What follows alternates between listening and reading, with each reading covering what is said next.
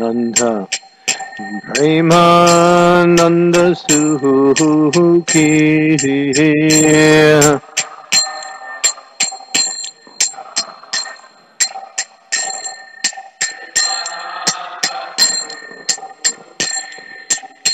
He Kripa Bhola Khandha Kodo Ami Bharatu Ki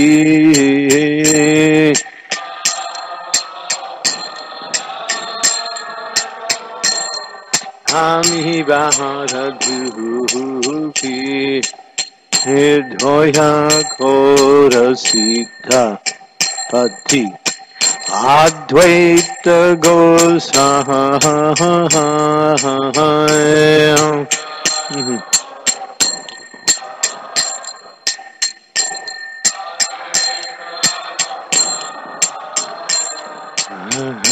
Tava Kripa Bhole Pahai Chaitanyani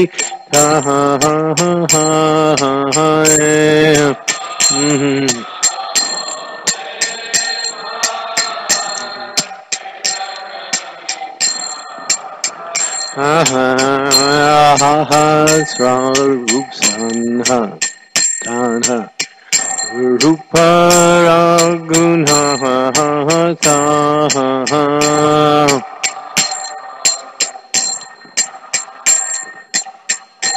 Ruparaguna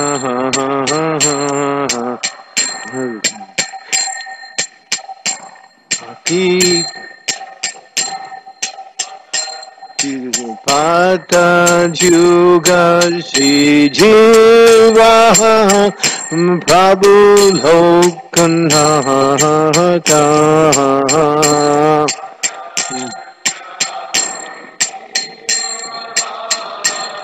Prabhu Lokanata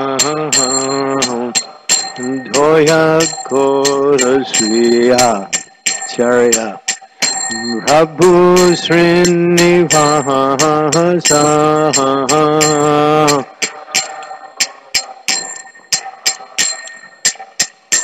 Prabhu Srinivasa Ramachandra Sangha Magyahe Narodam Mudasa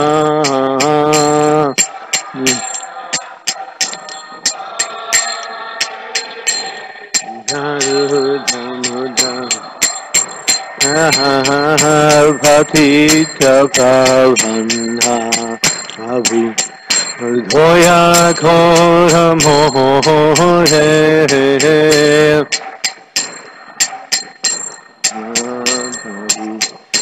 Dhoya Kora Mohe Itoma Bhina Kedayalu Jagat Samsahare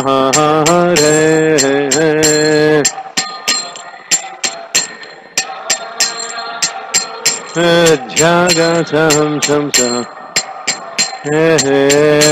Hare Krishna Hare Krishna Krishna Krishna Hare Hare Hare Rama Hare Rama Rama Rama Hare Hare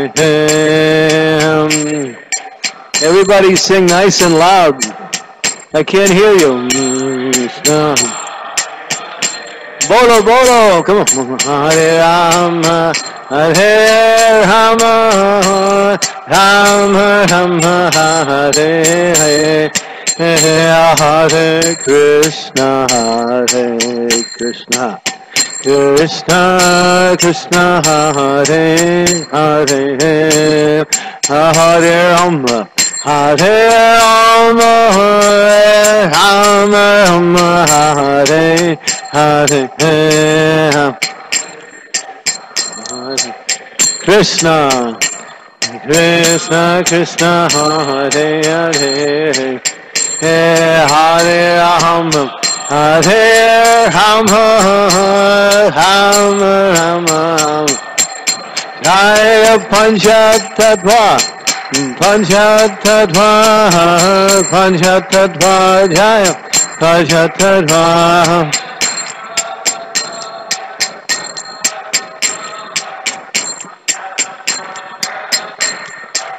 Jaya Panchatattva, Panchatattva, Panchatattva Jaya, Panchatattva.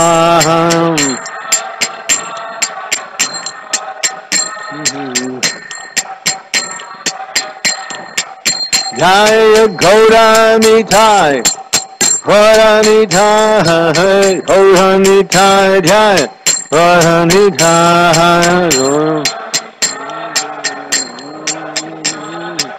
Gauranitai, Jaya Gauranitai, Gauranitai, Gauranitai Jaya, Gauranitai, Gauranitai.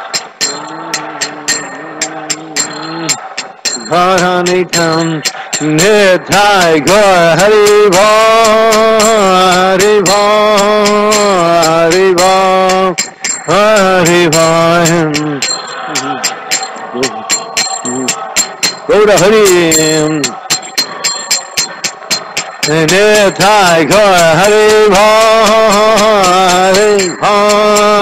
Hari Bhar Hari Bhar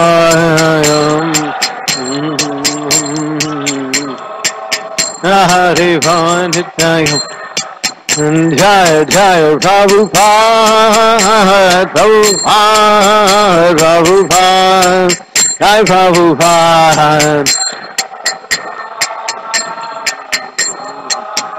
Prabhupada Jaya Jaya Prabhupada Prabhupada Prabhupada Jaya Prabhupada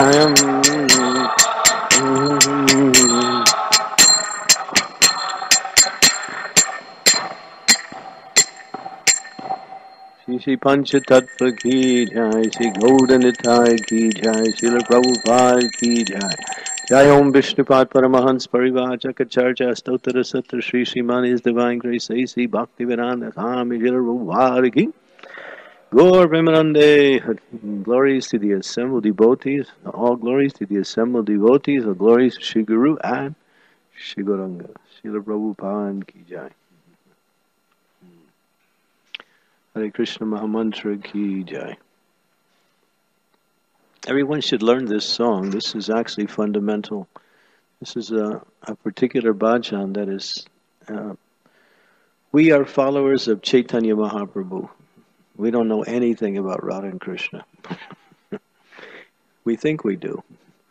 But if you want to know Radha and Krishna, you have to worship Chaitanya Mahaprabhu. There is no other door to Radha Krishna's lotus feet than through Gaura Nitai. So, we are followers of Sri Krishna Chaitanya Mahaprabhu, who is Sri Krishna Chaitanya Radha Krishna Nahiyanya. He is the Supreme Personality of Godhead, Sri Krishna, who has been blended with the mood of Srimati Radharani and has come as the most Karuna avatar, most compassionate. If you're having any trouble in devotional service and it's difficult, just pray to Lord Chaitanya. All your difficulties will be gone immediately. He is so merciful. And in this age, no one is qualified to worship Radha and Krishna. It's not possible. The door to Vrindavan Dham is got a handle only on the inside. You cannot open it. You have to be let in, and you can only be let in when you take full shelter of Gaura Nitai. They are actually the merciful manifestations of, when we understand that and take full shelter of Gaura Nitai and pray to them and follow their instructions and glorify them, then our life in devotional service is not easy, it is just routine. It's natural. They are so merciful, so merciful. And Srila Prabhupada was in Atlanta, Georgia, 1975. He came. On the altar is beautiful, big brass deities of Sri Sri Gaura Nitai, right in the center. And on the left side there was an open altar, and on the right side there was Jagannath, Baladev, and Subhadra.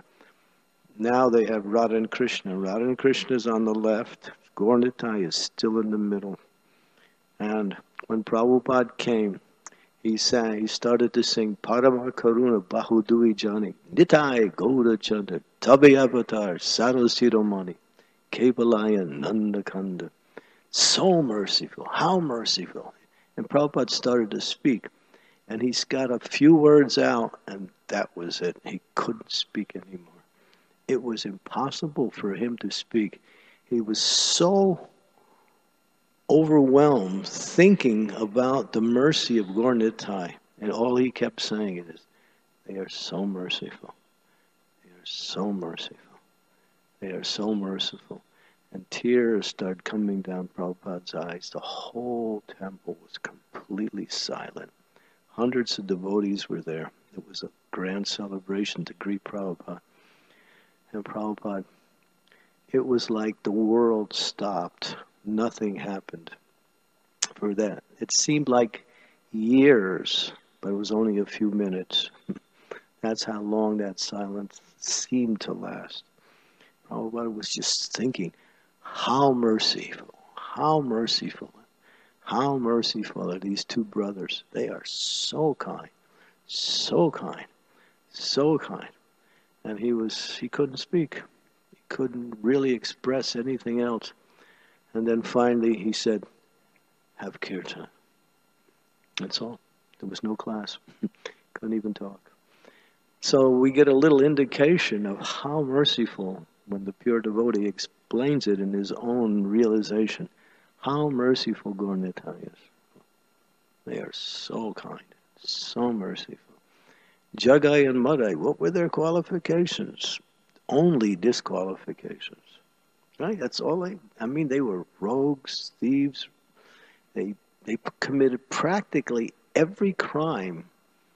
Chitragupta, the secretary of Yamaraj, was keeping records of their sinful activities. And then Yamaraj asked, what is the sinful activities of Jagai and Madai? He said, we can't even record it. It's so much. We've just hired 100 new scribes in order to write down their sinful activities. And they're working overtime, and we're 30 days behind calculating their sinful activities. It's impossible. Yamaraj fainted. Yamaraj, he's very sober. So we get a little from that particular pastime, because Chaitanya Mahaprabhu and Lord Nityananda, they gave love of God to these two rascals who had not only no qualifications to get love of God, but only disqualifications to be punished. But their punishment was, they got the mercy of Nityananda.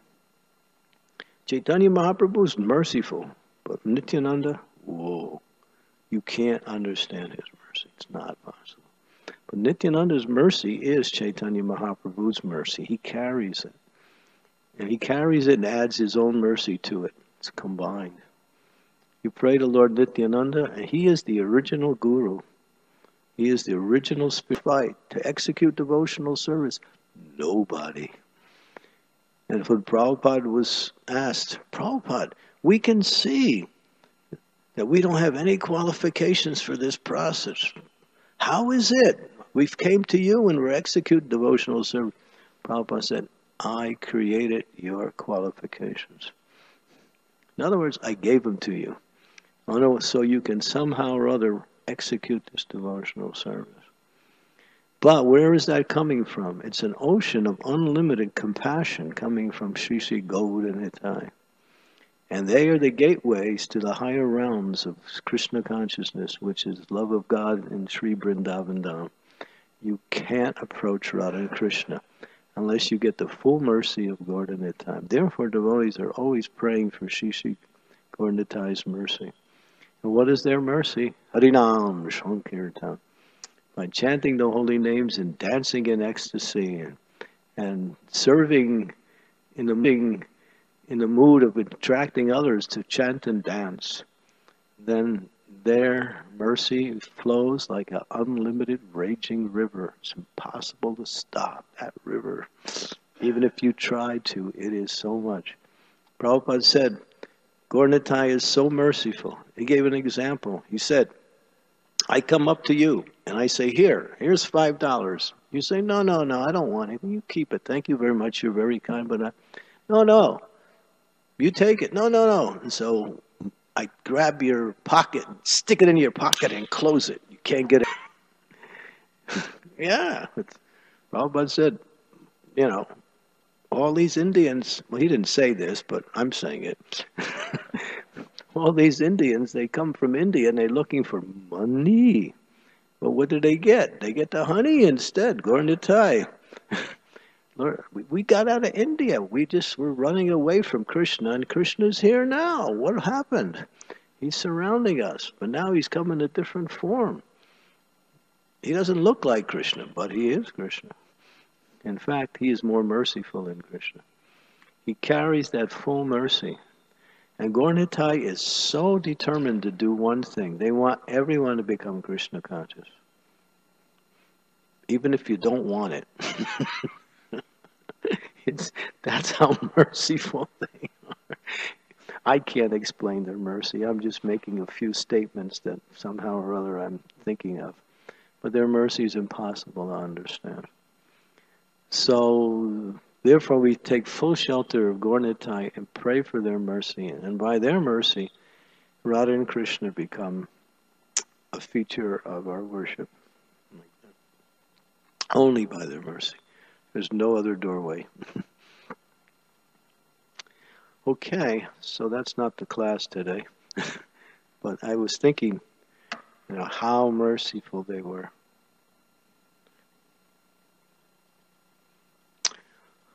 Okay, Srimad Bhagavatam. So this is a continuation of a series of lectures on the mind. And we have done 3 lectures. The one this yesterday for class, the night before, and yesterday morning we did 3 classes on the mind. So I've pretty much, not exhausted, but pretty much covered the main principles that I wanted to cover. So today will be a little bit of a review, and at the same time we'll add a few more points. But if it sounds a little bit like the same, it is.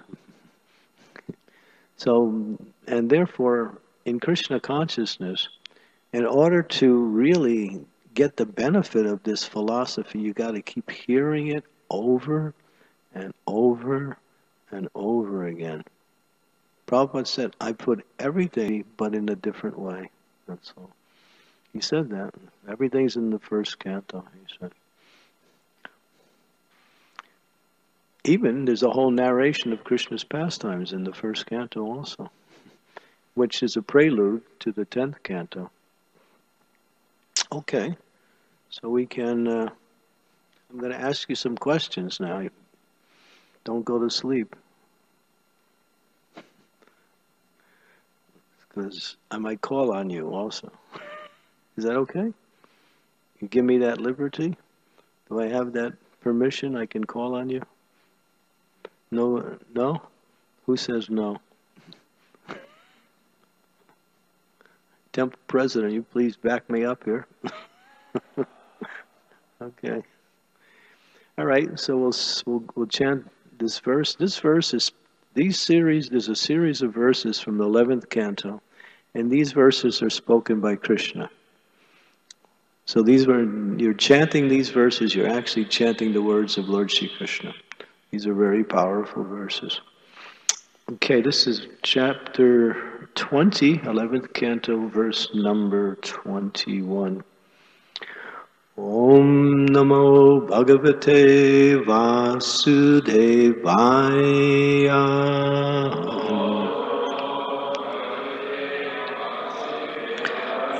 Om Namo Bhagavate Vasudevaya.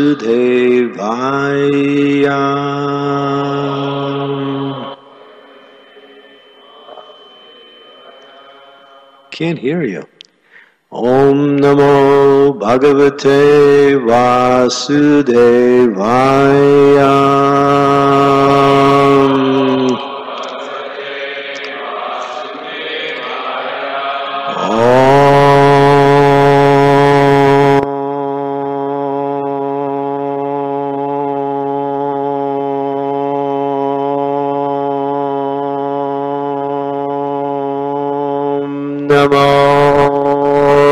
Bhagavate Vasudevaya.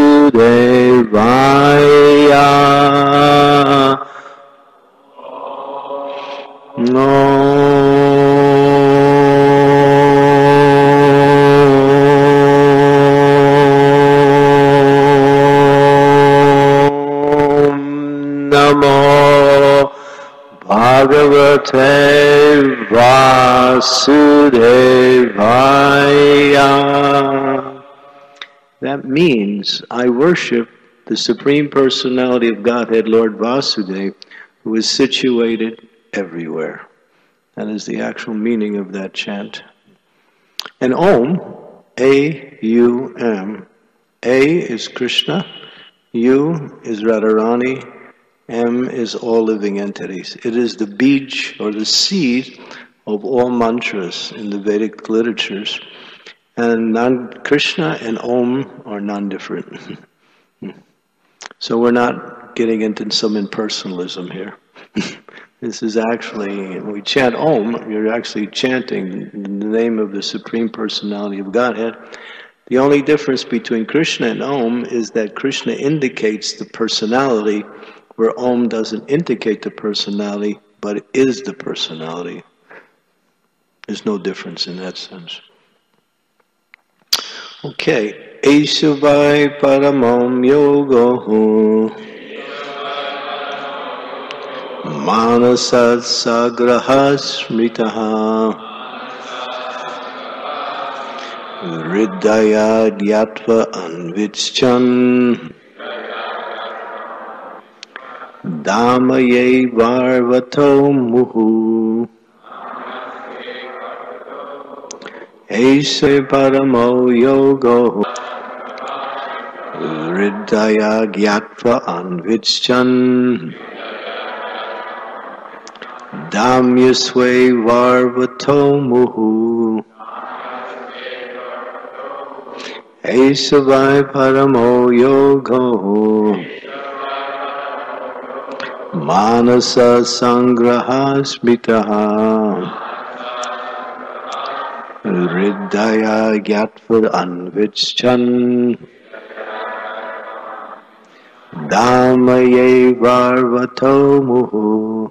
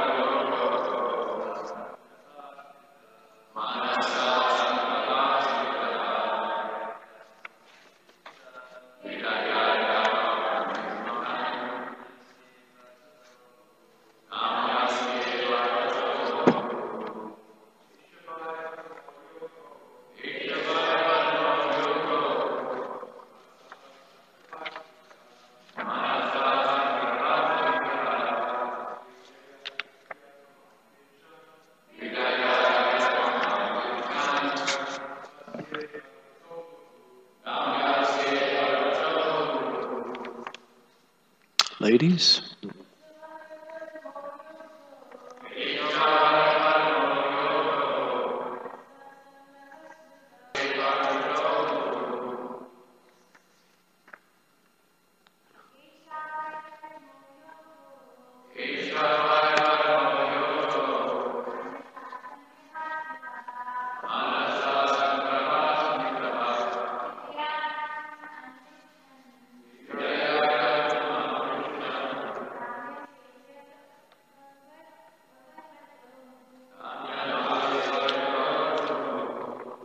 Anyone else?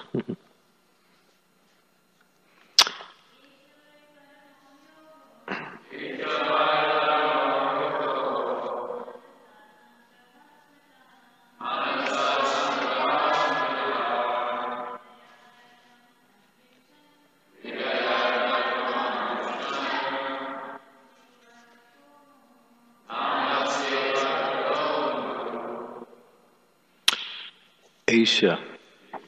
This, Vai, indeed, Paramā, supreme, yoga, yoga process, manasa, of the mind, sangraha, complete control, smrita, thus declared, hridaya gyatva, the characteristics of knowing intimately, anvichan, carefully watching, dhammyasya, which is to be subdued, eva, like arvata, of a horse, muhu, always. Okay, now Krishna's going to speak. Before I read this verse, I'm going to read some of the verses prior to this to give us a little bit of the flow of what Krishna is saying.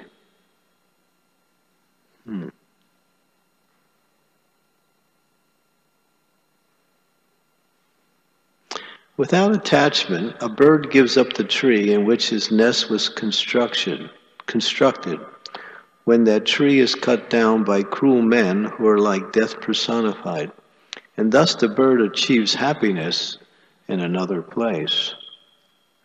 Knowing that one's duration of life is similarly being cut down by the passing of days and nights, one should be shaken by fear.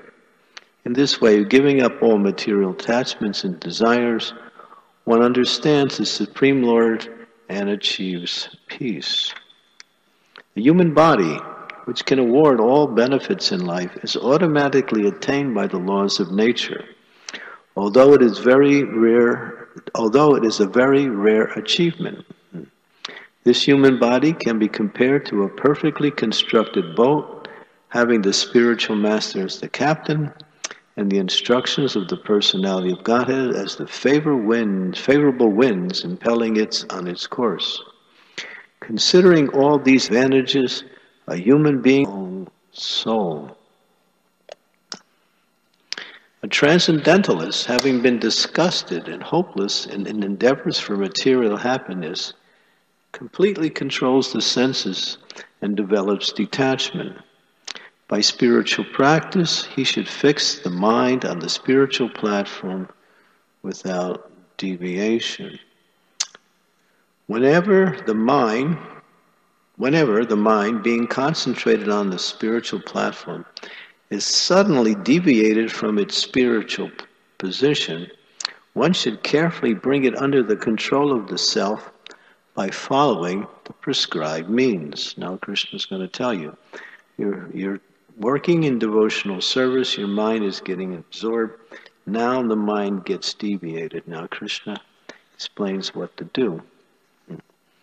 One should never lose sight of the actual goal of mental activities, but rather conquering the life air and senses and utilizing intelligence strengthened by the mode of goodness, one should bring the mind under. Daring to tame a headstrong horse first lets the horse have his way for a moment, and then, pulling the reins, gradually places the horse on the desired path. Similarly, the supreme yoga process is that by which one carefully observes the movements and desires of the mind and gradually brings them under full control. Please repeat. An expert horseman, desiring to tame a headstrong horse, first lets the horse have his way for a moment, and then, pulling the reins, gradually places the horse on the desired path. Similarly, the Supreme Yoga process is that by which one carefully observes the movements and desires of the mind and gradually brings them under control. Purport. Just as an expert rider intimately knows the propensities of an untamed horse and gradually brings the horse under control, an expert yogi allows the mind to reveal its materialistic propensities and then controls them through superior intelligence.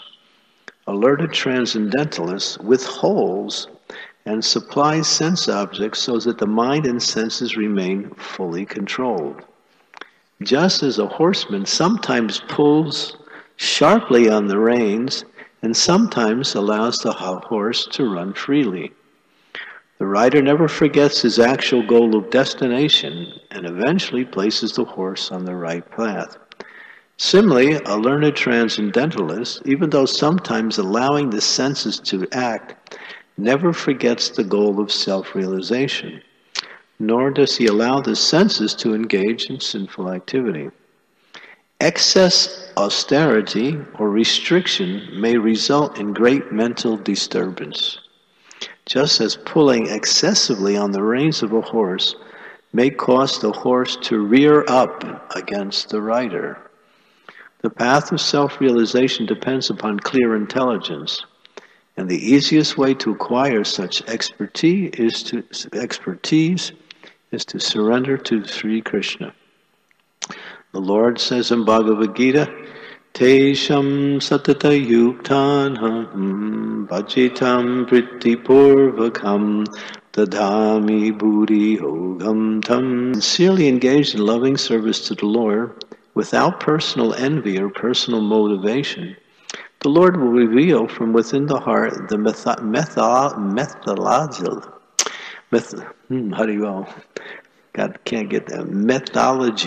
Is that it? We got it. Methodology. Okay, methodology required to control the mind. Expert riding the waves of mental desires, a Krishna-conscious person does not fall from the saddle. He eventually rides all the way back home, back to Godhead.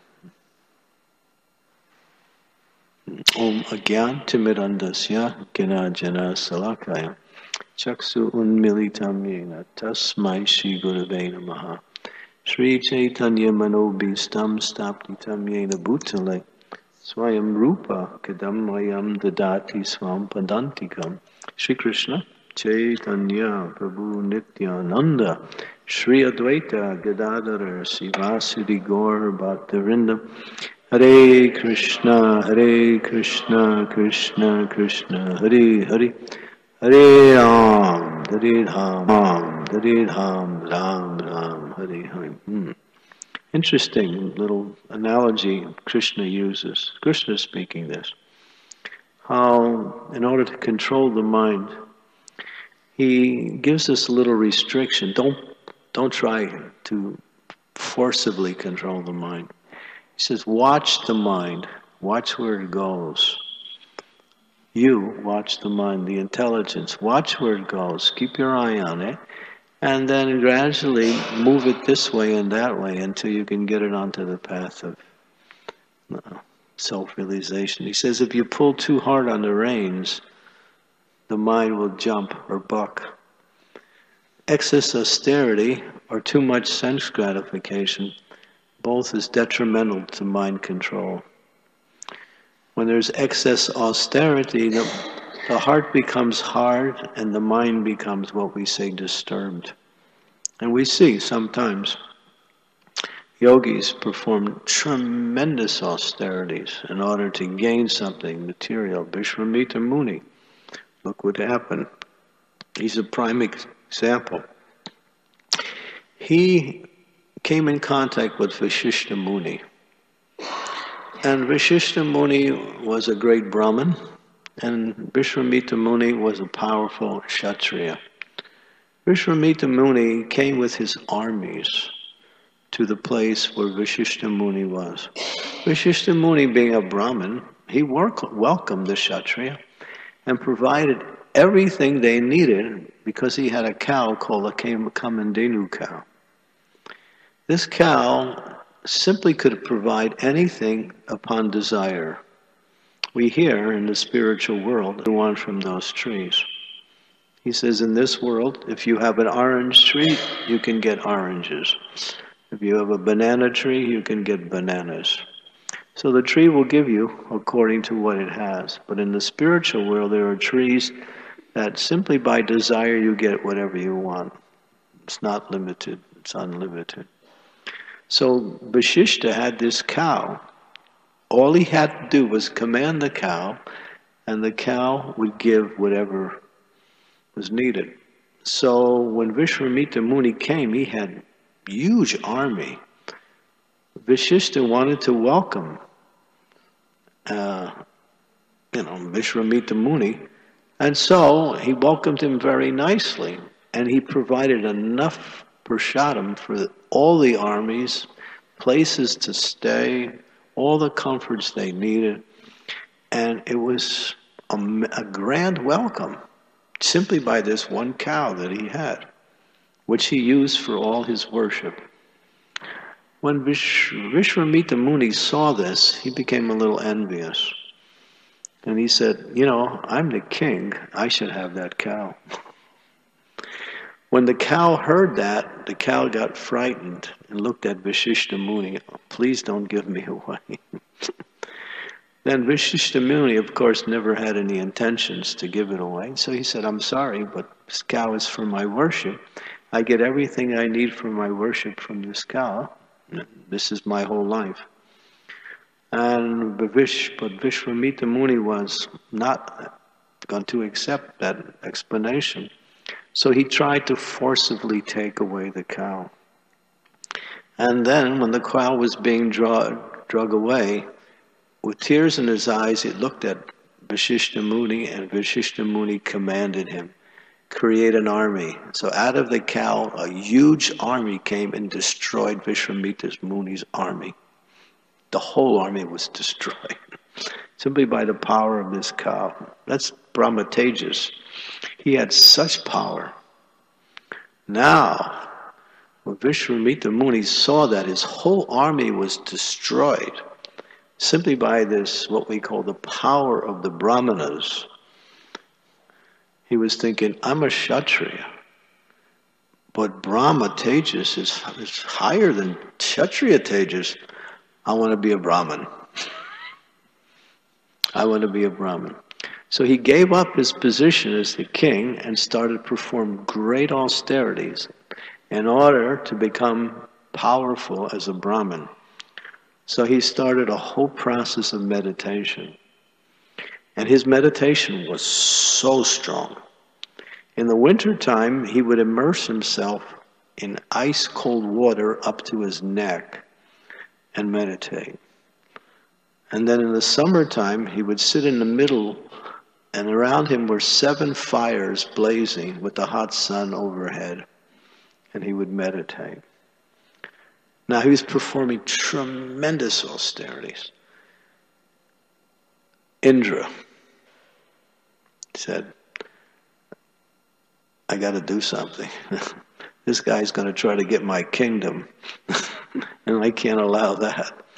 So he sent this society girl named Shakuntala. No, I'm sorry, not Shakuntala, but Menaka. So Menaka came, and he's in meditation, and all of a sudden, all of these sweet sounds and nice fragrance, and she's there, and the feminine charm is taking over the atmosphere. And Vishwamitra Muni's austerities went to hell. Boom, couldn't do anything. He got attracted to Menaka, lost all his determination, and married her. And then, of course, there was a beautiful girl that was produced. It's a famous story throughout India. Have you read about the life of Shakuntala? And those of you who are from that culture, you know, yeah? Yeah, it's really a famous story. She was, and of course, she was a goddess herself. Now, Vishwamitra Muni, after living in household life after a while, he thought, boy, I was a great tapasya, now look at me. So what am I going to do? So he went back again to his austerities, and this time he was more determined. He was really determined. He said, I'm not going to let that happen again. But Indra said, well, I'm not done yet. So Indra sends another girl called Ramba. And this time when she comes, she's also a society girl, because in the heavenly planets they have very nice arrangements for sense gratification. And there's these society girls that they sing, they dance, and they're available. And so he sent one of the best. Well, that was Menaka. Now he's sending Ramba. She's also high quality. So she comes, and the same thing happens. The atmosphere changes, the tinkling of the ankle bells. This time Vishwamitra Muni's thinking, no. So with his power of meditation, fire comes out of the eyes, and she's a pile of ashes. He destroyed her by the power of his... And guess what happened? After that, boom, he was back down again. No Shakti, no nothing. He was just an ordinary person.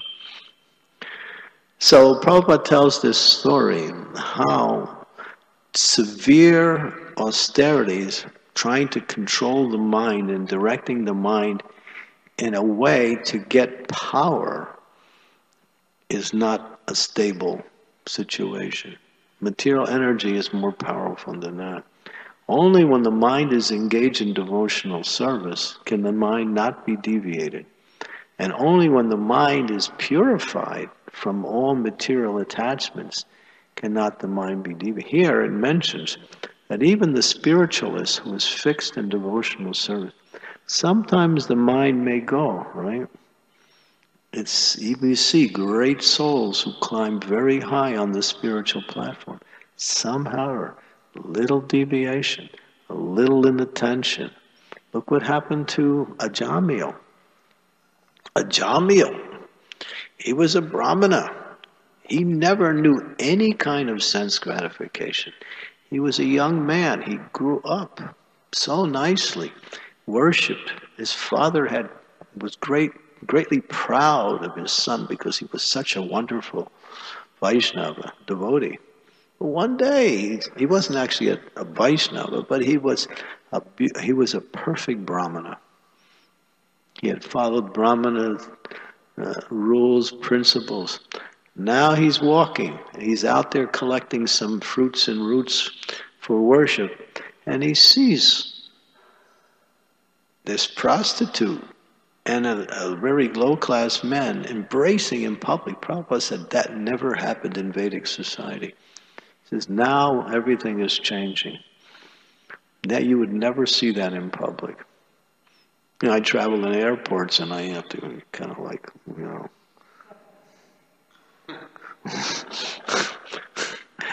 It's like you never know what's going to go on next. Like that. It's dangerous out there. So, yeah, it is. So, Ajamil, he just happened to notice that, and his mind became attracted. And then his whole life changed. He couldn't get that image out of his mind. Have you ever had that experience? Some bad image or some image comes into your mind and you can't get rid of it? Prabhupada says, I'm on the airplane and they play all these movies and I don't want to see them. When I look at them, I think, oh, these are... But then, and Prabhupada's using himself as an example, he said, then I can't get that image out of his mind. It kept coming back and coming back and coming back. And all he could think of was that lady. And so at one point he actually chased after her. And she was a prostitute, high class in terms of living. And therefore he marries her, now he has to support her. And he made his whole life simply to support that prostitute and enjoy sense gratification. Prabhupada said he did so many sinful activities just to get the money, just to get the wealth that was needed to support. He even kidnapped people. This was Ajamil. How? He was a brahmana, simple, humble. But somehow or other, his mind got deviated. This is the power of the external energy. Especially the form of the opposite sex can immediately divert the mind away from self-realization. So one has to be very, and here, so it says that if you pull the reins on the mind too hard, then you might find yourself, the mind wants to jump just like a horse jumps when you somehow or other try to forcibly control the horse. But then again, if you let the horse do anything it wants, what happens? It goes wherever it wants to go, and you can't achieve your goal. So using this example, Krishna explains that one should carefully observe the movements of the mind with using the intelligence and watch the mind and gradually move the mind to the lotus feet of the Lord and leave it there. And if it moves away, bring it back. Or lotus feet of the Lord indicates what? Devotional service. Devotional service. Keeping the mind engaged in devotional service. That is the safe platform. There was one devotee in our movement, a very elevated devotee. He didn't have much. Well, he didn't have much philosophical knowledge, but he was always engaged in service, constantly, 24/7. Even when Prabhupada came, we were talking about Jayananda, Chaitendriya. You remember Jayananda? Yeah. Yeah, he was perfectly, and he was so absorbed in Krishna that sometimes the devotees would ask Jayananda, they would ask him, he would always say, I have no time because I'm so busy in Krishna consciousness. He had no time for anything else. And Prabhupada tells a story, interesting story about himself. And it's not actually a story he told, it's an incident in the life of Srila Prabhupada. It happened in India. Prabhupada was giving a lecture, I believe it was in Delhi, and some very important people from the local government came. And they were honored, flat on his body with his head on the ground, full dandavats, and stayed there at the lotus feet of Prabhupada. Now, the devotees, we were all Westerners at the time, they saw that. They said, wow, look at that person. He has so much respect and reverence for Srila Prabhupada. So after that, the devotees just had to ask the question, Srila Prabhupada, what is it about you that attracts, such people to worship you like that? Prabhupada's immediate answer was, I have no lust. And then he walked away. He got into his car. A few of the devotees who were there also got into the car, and they were on their way back to where Prabhupada was staying. The car was completely silent because the devotees were thinking, we got so much lust. Prabhupada has no lust. So, and Prabhupada could detect that the devotees were still thinking about what he said. So when he got to the place, the car stopped, Prabhupada got out of the car, looked back at everyone in the car and said, it's not because I have no lust, it's because I have no time.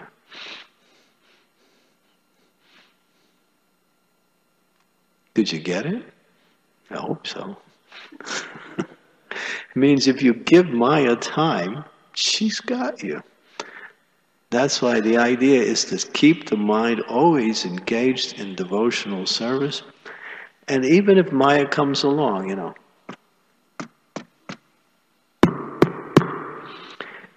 Prabhu, it's me, Maya.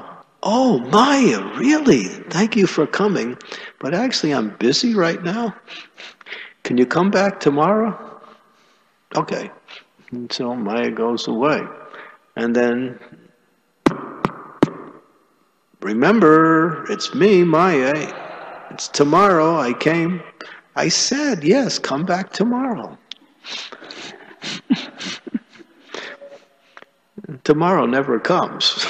It's always today. So yeah, somehow or other, this is one of the most powerful ways to keep the mind from being deviated. Keep it engaged in devotional service. And devotional service is so variegated. There's chanting, there's dancing, there's taking prasadam, there's reading philosophical scriptures, there's discussing these scriptures, doing practical service. The temple needs so much service, right? I mean, there's, right, who's in charge here? Who's the temple commander? He's in India. Oh, okay. He left everything to you, huh? Okay. So you have so much service to do here, you just don't have any time for Maya. And that's one of the ways to become fully purified in devotional service. No time for Maya, that's all. So Krishna is saying here, guide that mind on the right path. And what is the path? Of course, the purport ends by saying that one should eventually move it to the desired golden life, and that is to eventually keep the mind focused on going back home, back to Godhead. Prabhupada said very few people, even he was even referring to devotees, want to go back to Godhead. Most of us take up devotional service so we can find some material stability and become spiritual at the same time. It's called karma yoga. In other words, give me a nice wife, give me a nice situation, give me some money, give me, all the things that I need to live in this world, and I'll chant Hare Krishna, Krishna Krishna, Hare Hare, Hare Ram, Ram Ram, Hare Hare. But Krishna will say, these are the things you want from devotional service. And it says you can get anything you want from devotional service. Anything. So, of course, Krishna will have to supply that. But generally, he fulfills the desires of the devotee. So we have to purify our desires by keeping the mind engaged in devotional service. Because there's no future in this material world. Coming back again in another life, even if this life is somewhat comfortable by the facilities Krishna provides, it's still you have to take birth again. And taking birth is not an easy thing, both for the mother and for the baby. Right, Mataji? We have our Preeti here. She's a pediatrician, right? You deal with ladies all the time who are having children, right? It's not a very pleasant thing. Prabhupada was talking to someone devotee. And the devotee was saying, I used to be on an ambulance. That was my job before I came. And we would get these calls from ladies who were in labor. And then we would come, and the ladies would be very much in pain, and we'd have to take them to the hospital. And on the way to the hospital, as they're riding in the ambulance, the women are saying, never again, and they're cursing their husbands. And this is an exact quote. How difficult it is to bring a child into the world for the mother. And the child, read the 4th canto, I think it's 29th chapter. Whew. What the child has to do, and whether it comes out or not, that's another thing. A lot of times the children don't make it. So we think, birth, death, disease, and old age. And we know death is obviously miserable. Old age, you'll get there. And things just don't work anymore. All the machine is breaking down. You still have desires. And what is it, disease? Everyone tries to avoid disease, but nobody thinks about the horrors of birth.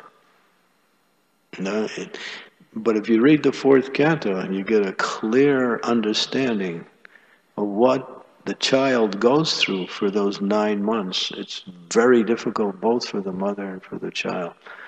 So, but we always say, right, happy birthday. But how happy was it when you came out? You weren't dancing and saying, here I am, okay, now I'm on the scene. No, you're thinking, boy, you know, the doctor has to slap you in the butt just to get you to breathe, right? And you're all blue in color, and you're not Krishna, but you're blue. So birth is not it's just not nice. It's very difficult. So therefore, finish up in this life. Prabhupada said, go back home, back to God, and you have the mercy of Gaur Nitai, which is the full mercy of Radha Krishna. We have to keep that mind focused on devotional service. And therefore, in the 17th chapter of the Bhagavad Gita, Krishna explains 4 characteristics that make up the austerities of the mind. One is satisfaction. Happiness comes only when you're satisfied.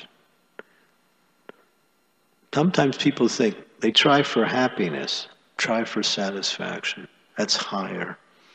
Because when you're satisfied, whether you're happy or not, it doesn't really matter because you're satisfied. And happiness and satisfaction is a form of happiness. And so people want things. If they don't get it, they're not satisfied. Or if they get something they don't want, they're unsatisfied. Or if they get something they want and they're satisfied for a little while, and then they become unsatisfied. So material life can never satisfy anybody. Nobody's satisfied. If you don't believe it, just read the newspapers. Or just, you could just look at, I drive along the streets and people look totally miserable. They're miserable. They have to work and they have to struggle so hard for a little bit of sense gratification. This is material life. It's just a hard struggle to somehow or other squeeze out a little bit of happiness.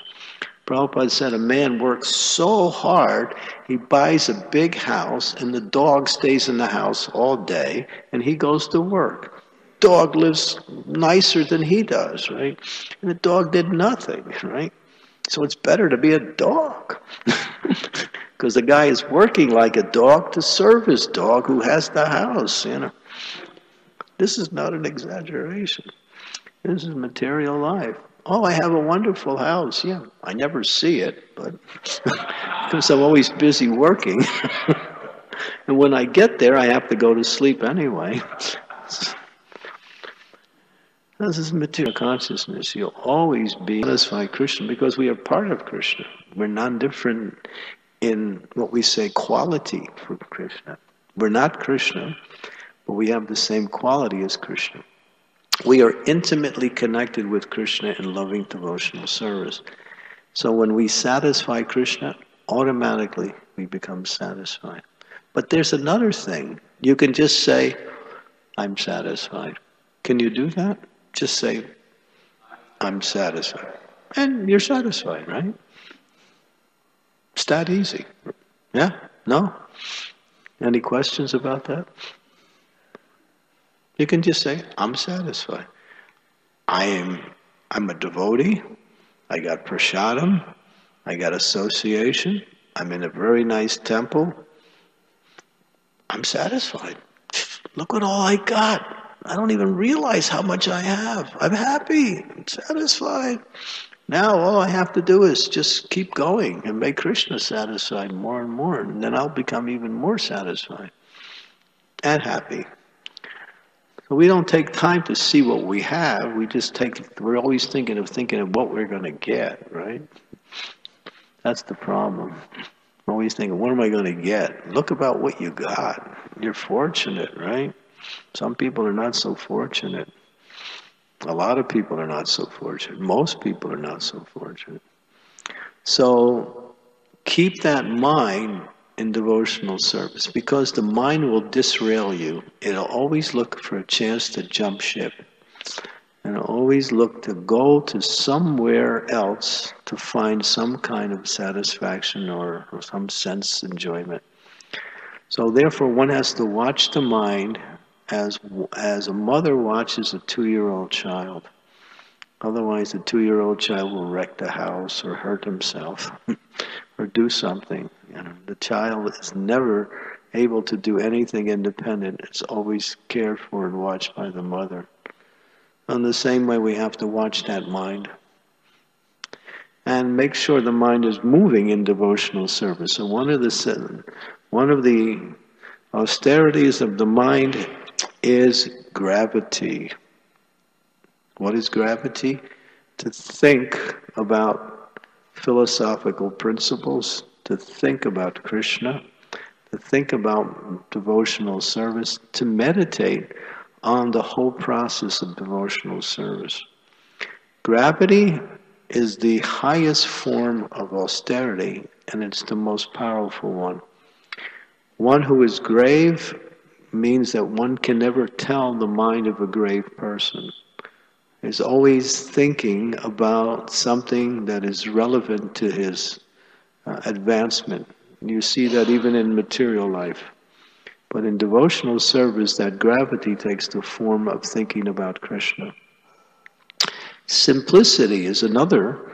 Simplicity means living according to what you need and not what you are greed. Not greed, but need. Live simply, live according to what you need. If you have any extra, use it in devotional service. That's all. Live simply. Simple living, high thinking. Most people are high living and no thinking. No time to think because I'm living. Don't bother me about thoughts. I'm too busy. So this is the process. To live simply. And Ishopanishad says, who knows that verse from the first verse of Ishopanishad? Go ahead, someone. Yat kincha jatigam jataga tena chaktena bunjitaha magritaha kusaswiddanam. Translation?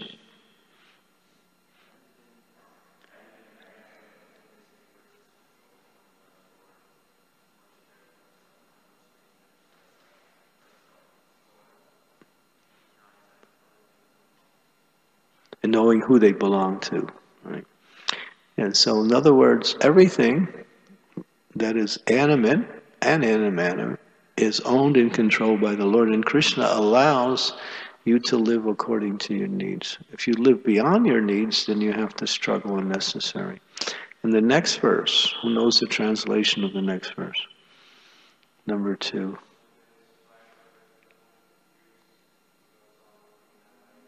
Yeah. Beautiful. Yeah, nice. One can aspire to live for hundreds of years if he lives according to that first verse. In other words, simple living and spending enough time to think about, engage in devotional service. Yeah, like that. There's no alternative. The alternative is simply a hard struggle. Everyone is struggling. They don't know what they need, or they think they do. You have to know the difference between needs and wants. Wants and needs are not necessarily the same. Wants may be needs, but not always. What do we need? What are the things we need in order to live? Food, water, shelter, relationships, opportunities for medical care if it ever comes, those things. And education. We can even increase the needs into every other areas. But then people want all kinds of things, you know. And there's one person who says, we have a tendency to love things and use people instead of loving people and using things. We get attached to things, you know. The man on his car says, you know, my wife, yes, my dog, maybe, my car, no. You can have my wife, yeah, but my dog, I'm not sure, but don't touch my car. And they have bumper stickers like that, yeah, it's like, and people are nuts. I mean, to put it in very succinct terminology. Yeah, people are lost. So therefore, our job, our service is to become Krishna conscious and to make others Krishna conscious. We are not satisfied simply by becoming Krishna conscious alone. That is not devotee. Devotee means, how can I give Krishna consciousness to others? And if you give Krishna consciousness to others, Krishna will give Krishna consciousness to you. That is actually a formula. That is what we say, as they say in advertising industry, it's airtight. You can't put anything else inside. So yeah, keeping that mind engaged in devotional service, learning this philosophy, read these books, discuss these books, preach these books, turn this temple into a dynamic energy of devotees who are so enthusiastic in everything they do. And you'll fill up this place so fast you don't know what to do with the people. They'll be coming here just to learn and just to understand what you have. Krishna doesn't send people unless we are ready for them. He may send a few. But the more you become ready, the more he sends more and more and more. Like that. So, yeah. So living simply allows us to maximize our time and energy in devotional service. And the last thing is to self-control means, we were talking about self-control. The self is the soul. Keeping the soul engaged in devotional service is self-control. And that means using the mind in the right way. The mind will move without even your knowing it. Learn how to keep that mind in the right direction.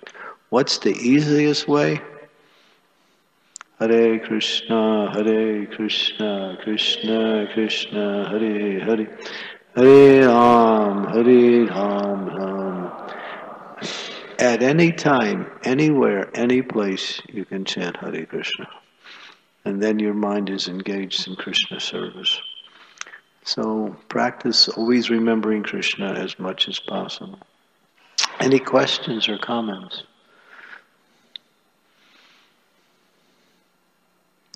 Karunya Nidhi.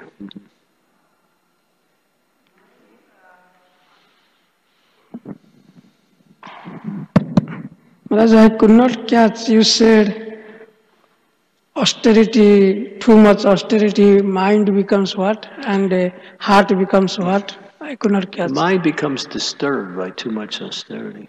And the heart? And the heart becomes hard. Hard. Prabhupada talked about himself. He says, I have a mind of an English army officer and a heart of a Bengali mother.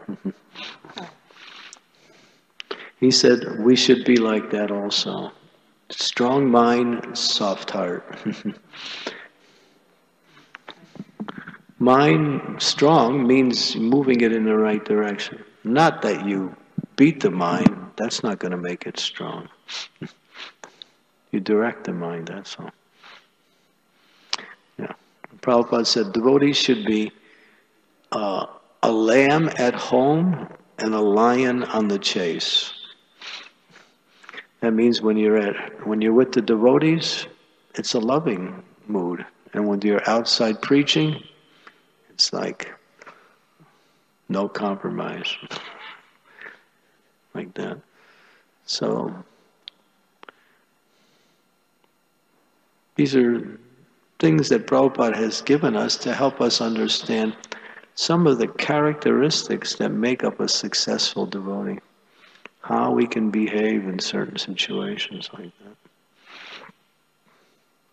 Love the devotees and preach to the non-devotees. That's another form of love. How do you love the devotees? Serve the devotees. By serving the devotees and associating with devotees, you develop affection, and that mood expands out, and people come. People come, oh, these devotees, these people are so together. They have such a nice relationship. Let me become a part of that. But if they see nobody talks to each other,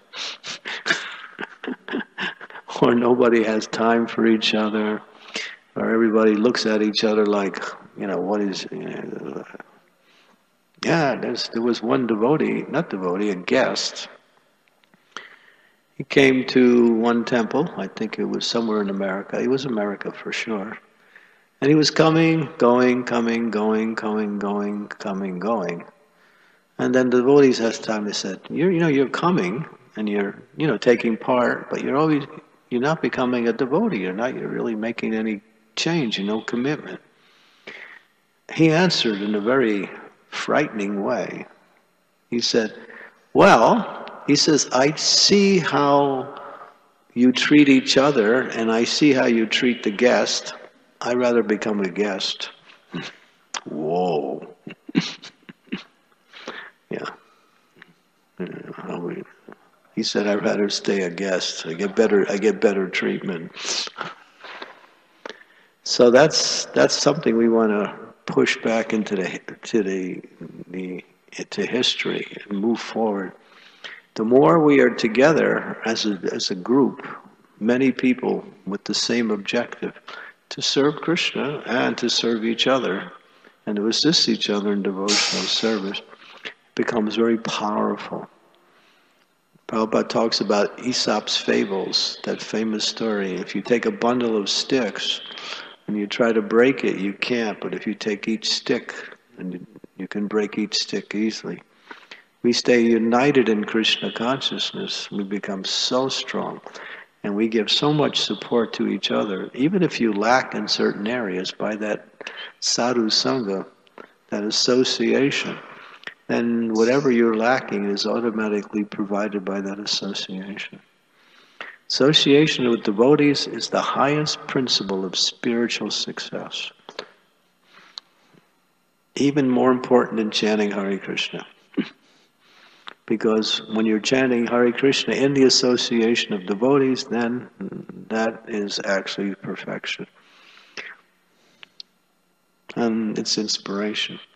So one of the austerities is living in an ashram. You don't know, and all of a sudden you gotta like them, right? But the thing is, you start to get along when you all have the same goal in mind. We want to become Krishna conscious. That's our goal. If we have that goal, then everyone becomes an opportunity for our own advancement and an opportunity for service. Becomes a chance to serve. Any other questions?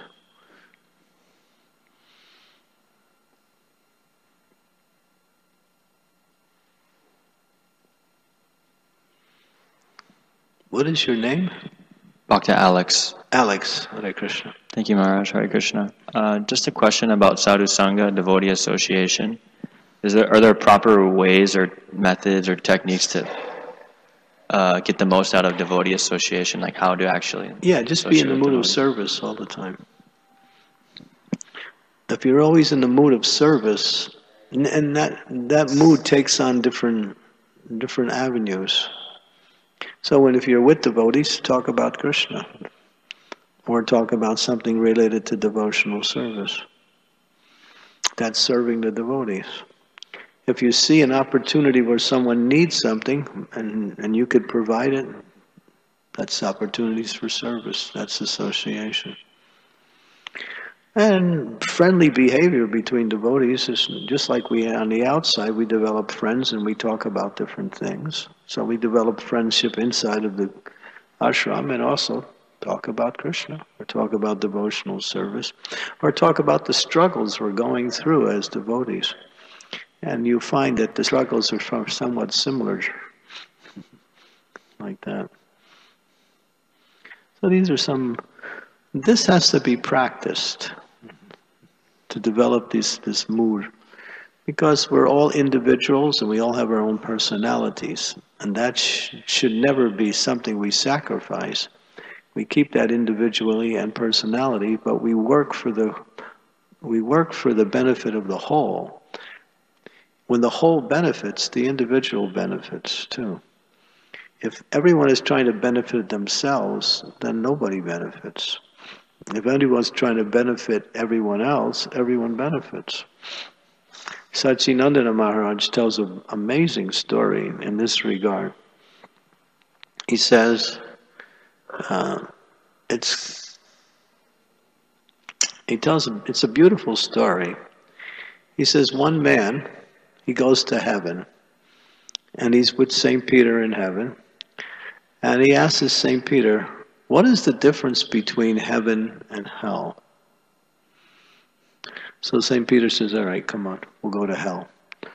So they go to hell, and all the residents of hell are there. And it's when it's time for eating, for lunch, they all sit around this huge round table, and are all and in the middle of the table, all the food is there.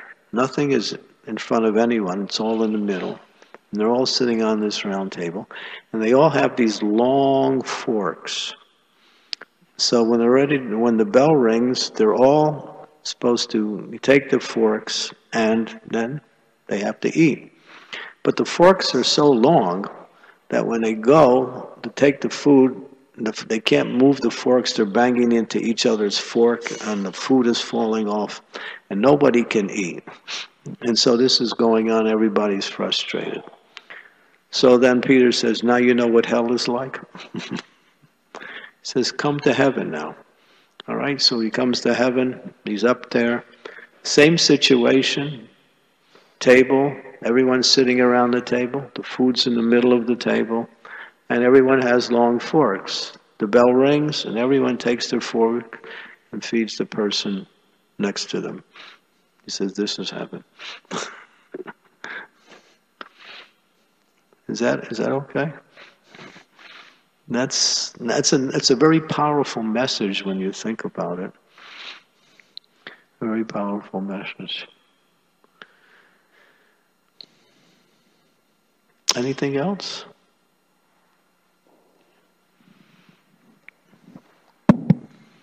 Thank you, Maharaj, for your class. Thank you for your question. Did that help? Hare Krishna. Hare Krishna, you answered my question from your class today that I had the other day when I was talking to you. Okay. But maybe you could ask another aspect of the question, because as far as being grateful for the association, how much we have in our association, the deities, the devotees. And one thing I do to keep that in mind is it reminds me of the Ramachandra Puri pastime where he criticizes Guru and found fault with all the Vaishnavas. Yeah. And there's a nice quote I always keep in mind for my own peace of mind, my gratitude. There's a quote that says, we may be at the right place at the right time with the right people, but if we have the wrong mentality, nothing can give us happiness. Right. So my question is, sometimes we see the devotees may leave Krishna consciousness because the devotees weren't treating me right. So how not to fall into that trap of blaming others? They're responsible for me being Krishna conscious or not Krishna consciousness. There's an old saying, we have found the enemy and he is within. If you're looking to blame others for whatever is happening to you, you miss the opportunity to make any change in your life. And you just stay in a very accusing mood. And you get nowhere. And actually you suffer. So therefore, Prabhupada says, don't become disturbed by the instrument of your karma. Don't become disturbed by the instrument of your karma. If someone is doing something that you seem like you don't like, you have to ask yourself, why is this happening? What is it about me that's causing this to happen? and then you turn to Krishna. And obviously, there is always some reason for something. That person may also be acting wrong, but for a devotee, there's always some reason why Krishna allows a devotee to be put into a difficult situation. 1, to purify them from some attachment. 2, to make them more dependent on him. Or 3, to learn to give them certain qualities they need to make advancements, such as humility, tolerance, forgiveness. So obviously, when something happens, there is some chance to gain from that. Going away means you lose the opportunity to understand and to solve the problem. Try to work with the situation. If it becomes impossible, then there may be other options, but always try to work with the situation. And one of the things is we have to learn how to forgive. Forgive, but don't forget. They say forgive and forget, but that could be dangerous. Forgive and don't forget means forgive a person if they transgress against you, but learn not to fall into that same situation again by remembering what happened before and avoiding that. But if you don't forgive, like I was giving a lecture in Bhaktivedanta Manor, it was all about Vaishnav qualities. And there was a large group of people there. So at the end, one lady came up to me and she said, Maharaj, I have to ask you a question. She said, I didn't want to ask it in the class. I said, okay. And she said, well, actually, I have this problem with this one lady, friend. She's not a friend, but to some lady, and I can't forgive her. I've been trying to forgive her, but I can't. I said, how long has it been going on? She said, 25 years. I said, what? She said, yeah, it's been 25 years since it happened, and you still haven't forgiven her yet. I can't. I don't know how to do it. I said, you're lucky you're still alive. Because to hold that kind of negativity in you, you blow up. You just create. The person who holds the negativity suffers as opposed to the person who caused the negativity. If you hold it, you're the one that's going to suffer. So we have to learn how to forgive. But don't forget, so you don't fall into that same situation. You have 3 options when something happens. Forgive and forget, forgive and don't forget, or redress the issue with the person involved. These are the 3 options. You have to see which situation is the one that will bring about the solution.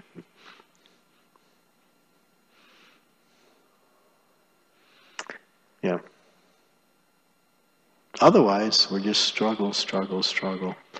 Our minds we can't even chant japa because we're still thinking about what happened in our mind. Right? It always comes up, right? So Neil, you have to go? Thank you for coming. Please come later on today. Okay. Thank you. Yes. Mataji.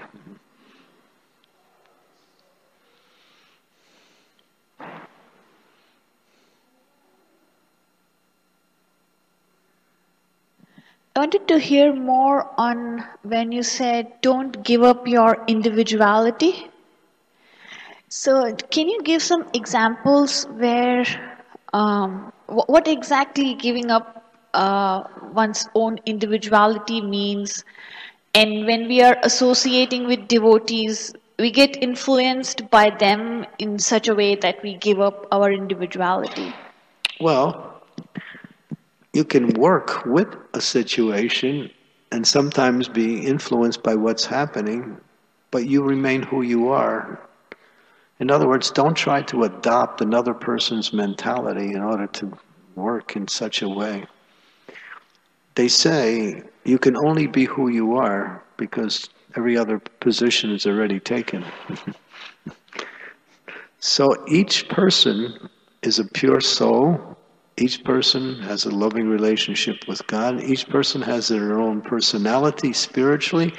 Each person has their own material personality too. That shouldn't also be neglected. So we have our material personality and character, and we can contribute to a situation based on what we can provide as either some service, some information, some encouragement, some kindness. In other words, you kind of have to, before you can really function in a larger group, you have to know your role as within your own self, who you are and how best you can contribute. And you can also learn that as you're doing it. But some people, they actually feel bad about themselves. Everyone is unique, both materially and spiritually, like that. So what I was trying to say, maybe I said it in a very, let me say, short form, is, understand what you can contribute as a person to whatever situation you're in. You have something to contribute if you're working with a group like that. You may not be able to do other things that people do, but there's always something. Everybody has some ability. Everyone has some talent. Everyone has something that's about them that they can work with and contribute to the larger whole. But you shouldn't lose that and try to be somebody else. You might admire someone else's, qualities and their abilities, and you may also try to do similar things, but still, you can't be them. You can't be anybody other than who you are. Does that help a little? Yeah. Sometimes people are not happy about themselves. Get over that. There was one devotee, she was leaving her body, and she was a very wonderful devotee. Her name was Amekala. She was a Prabhupada disciple. And while she was leaving, she says, I only know one thing, Krishna loves me. That's all. I know Krishna loves me. And she found so much solace in that while she was leaving her body. It became easy for her to leave her body. Krishna loves me. And it's true, Krishna does. Yes. Hare Krishna Maharaj. Hare Krishna, Hare Krishna. Hare Krishna Maharaj. Nice to see. I've been looking for you all weekend. I couldn't find you. I wasn't well. Oh, you're okay now? Yeah, getting bad now. Yeah. Maharaj, when we're trying to share with other people outside who are not yet devotees the science of the mind, and they haven't yet fully understood the Krishna conscious conception, and we want to help them with their minds, what is a good middle step? Like, for a devotee, when we experience something negative, we can try to see it as Krishna's arrangement. Just find out what they're interested in and relate that to Krishna consciousness, that's all. Get to know who you are working with and a little bit about them. But everyone is looking for some pleasure. Well, the best way is kirtan, prasadam, like that. But if you're on a one-to-one basis and you're just discussing things with them, you find out a little bit about them, and then you can open up that relationship by injecting something spiritual. It doesn't have to be philosophical, but something spiritual. It's just a matter of just opening up some communication. Once the communication starts, then you'll know what to do. It comes automatic. Right? Yeah. There was more to your question, right? That helps. That definitely helps. I was just thinking about how, in Buddhist circles, they always talk about this idea of detachment and observing the emotions of the mind, observing the thoughts of the mind. I was wondering if that's a good maybe middle step before we bring them to the Krishna conscious conception, or should we do something else? I was wondering what your thoughts are. For yourself or for others? No, for non-devotees, people who haven't yet come on board. Yeah. And so what is a good middle step to teach them some mental hygiene, some techniques to deal with their mind? Well, I give this seminar in a very simplified way at universities. And they really like this seminar on the mind. I get psychology students who come to the talk like that. And I keep it simple. I'm just telling them the difference between you and your mind and your body. And saying this is one of the best ways to somehow or other bring the mind to a higher level of existence, a higher level of happiness. And then I introduce the Hare Krishna Mahamantra. And it's not hard. It's just that you start off and just talking about the mind. Or you talk about relationships. Or you can pick a topic that people are interested in. What are people interested in nowadays? How to become successful in life. And you can explain that success means building your own character. Not success means about doing something outside or having a particular. That's it. Oh, okay. Yeah, so we try to emphasize success as an internal thing, not an external thing. Everyone is geared outwardly. We want to tell them that it's all about going inwardly, building character, and then you can bring principles in that are character building things. You can talk from your own experiences also. These are some ways. Anything else? Okay, maybe what time is it? I can't see the clock. 9:15. Okay. Man cannot live by philosophy alone. Take prasad. Thank you very much. Hare Krishna. And please come. There'll be an initiation ceremony today at 3 or 3:30. I'm not sure. Is it 3? 3:30? Okay, 3:30. Hare Krishna. Hare Krishna. Well. I don't know what it was. It was some sort of flu or something. Hare Krishna, just a reminder, there'll be a vegetable cut up immediately after breakfast. Please join us.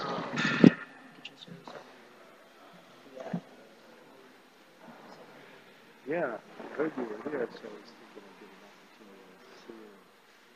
I'm hearing a little bit about that project.